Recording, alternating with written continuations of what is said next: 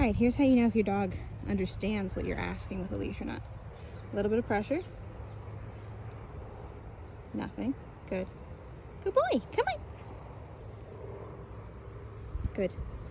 That. He feels pressure and he shifts his weight to be able to stand against it more powerfully. That's why it's nice to get to the side. Knocks him off balance, but do you see how he's shifting a little bit? He's pushing his shoulders and his hips away from me so he can pull harder. That means that he knows that he can turn the leash pressure off by pulling harder, which is the exact opposite of what we want. Good. This way. All right, so that's really gentle. And hold it and wait.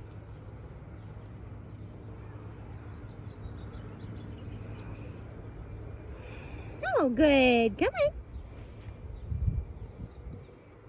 Distracted. Good. There. That's the type of communication that we need to practice if we want to be able to talk to him with really light leash pressure, which we do because we want him to talk to us with light leash pressure because this is a really powerful dog. We don't want him to think, oh, if I want that thing, all I have to do is drag you over to it. That can be a dangerous position to end up in.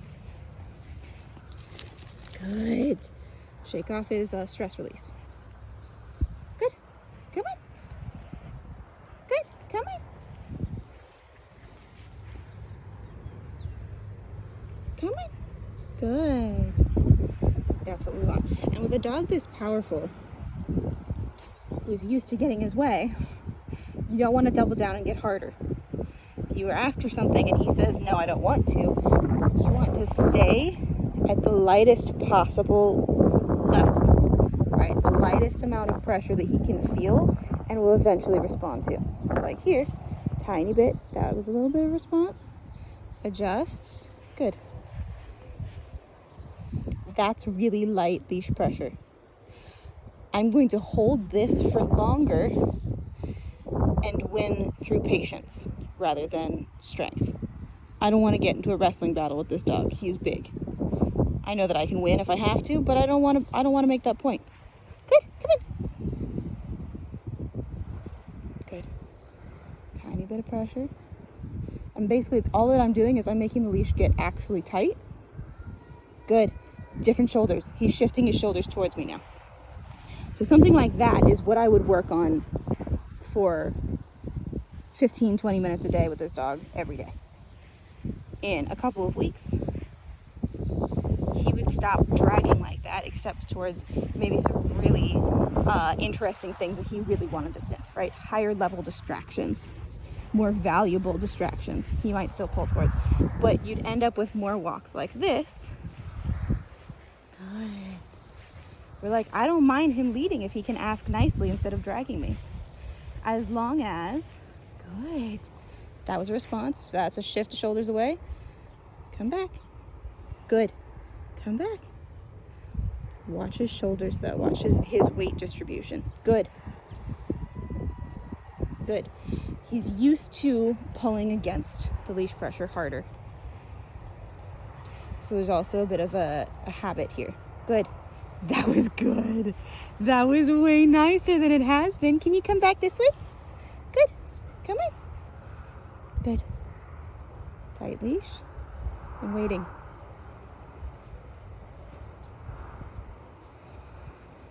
Good. Come on. Good. And what happens is you get the chance to change how you communicate. Come on. What? All right, so he added that leash pressure. I'm just gonna hold it. What you got for me, Bubs?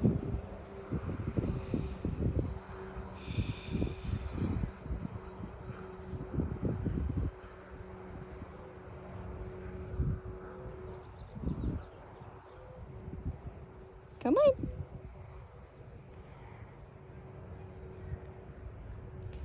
If I need to, I might wiggle the leash or do a little kind of a jangle to change the pressure. Like this or like this. I'm just kind of squeezing my hand. Nah, come on. Good. Come on. And I'm going to look for something to reward, a reason to turn off the leash pressure.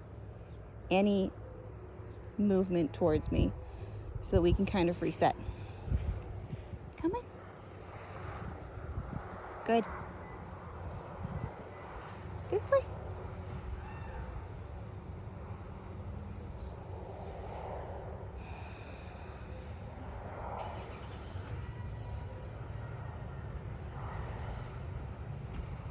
Come on. Good. Come on.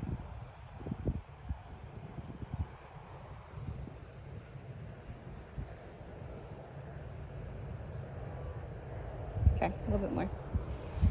Good. Come on. There we go.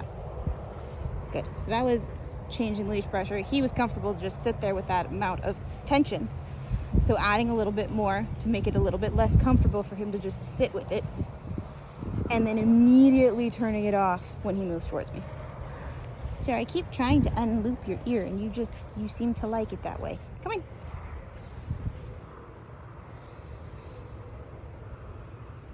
Good. Tighten. Good. There's still a lot of resistance there though. So that's what we would want to work on. The resistance to the communication. He doesn't really understand why he should have to listen to me. I'm saying, well, because I have more patience than you do, and I'm happy to stand here with tension on the leash for 5 minutes at a time. Are you? And his answer is probably going to be no. Not worth it.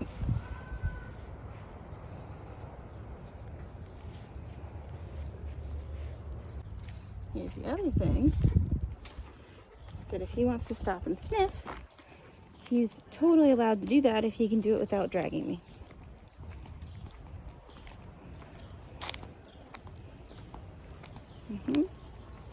And if he pees, no kicking his feet afterwards. That is much more dominant scent marking behavior. You don't want him to practice that.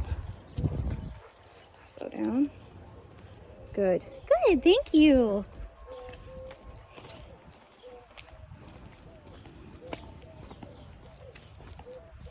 Much better. This way. Come on. Good. Good. Come on. Right, so that's like a mostly tight leash right here. Good. Good. Good.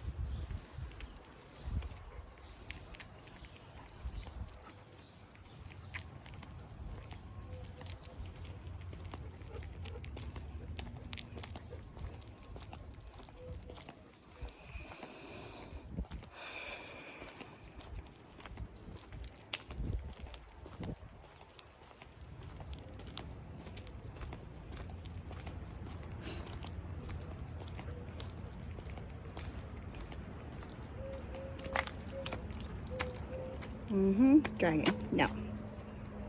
Good. Good.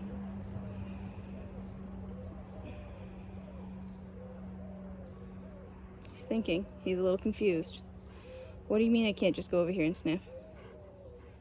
Come on. Brace that leg. Thinking, right? So that's a loose leash. He's thinking.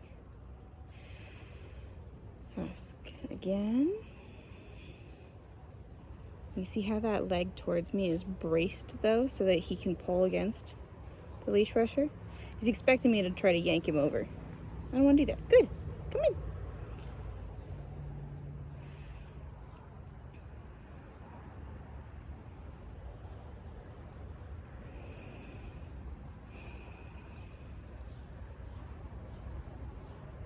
Let's go this way. Good. Come in. Good. Good job. Come on.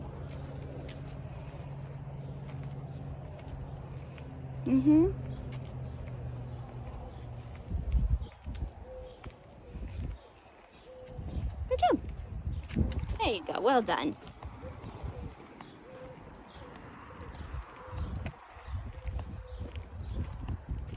This is also a nice place to have, knots or things to grip on your leash, so that if you need to grip it really firmly, you have something to grab and he can't give you a rope burn. Thank you. Good. And again, it's not that he can't sniff, it's that he can't drag me. If he wants to sniff here, that's fine. We've got a loose leash. Dragging is unacceptable. I'm not gonna drag him. I expect him not to drag me either. That's too much. Good. And sometimes if he's gonna yank like that, I'll do a little pop on the leash pressure, right? So you've got a tight leash, just do like a little tiny addition of pressure. So like here, pop, pop, good, come in. Make it uncomfortable. No, don't let him do that. That's one of those things where like, it's a problem because it is, no. Look at his behavior now. Look at his body language. It's a problem because it's a really dominant, claiming behavior, right? Really soft-tempered, insecure dogs, actually just soft-tempered dogs in general, are not going to do that because they don't claim space. This dog does not need to claim space. He's got enough guarding tendencies as it is. We don't need to reinforce those. And as a dog who guards his home, guards his people, we are not going to allow him to practice any more of those behaviors. That is not his job.